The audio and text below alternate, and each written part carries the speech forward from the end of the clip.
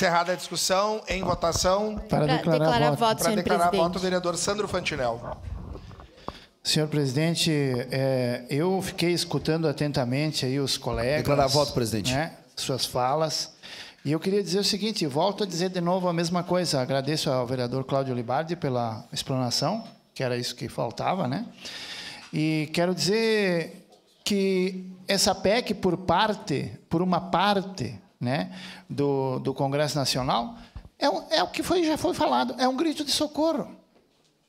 E não adianta, eu votarei favorável à moção, porque é um absurdo, né? É um absurdo o que o vereador Libardi colocou aqui, isso é inadmissível. Para declarar o voto, senhor presidente. Mas eu tenho que dizer o seguinte, por favor, gente, vamos deixar a hipocrisia de lado. Vamos parar de ser hipócrita. Vamos parar de tapar o sol com a peneira.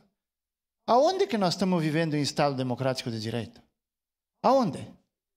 Aonde que uma pessoa que não tem mais cargo público é julgado pelo STF em vez de passar pelo primeiro, segundo e terceiro estágio, como é o Estado democrático de direito?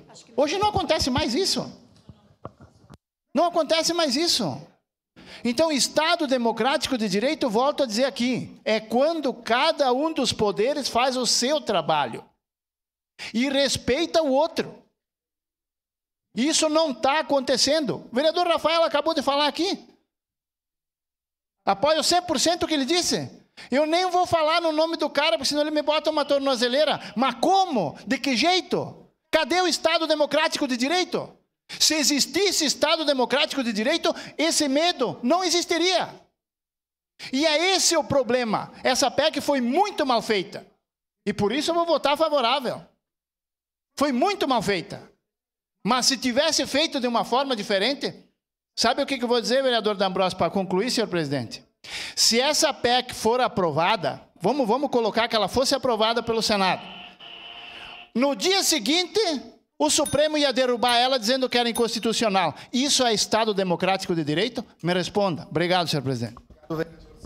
Com a palavra.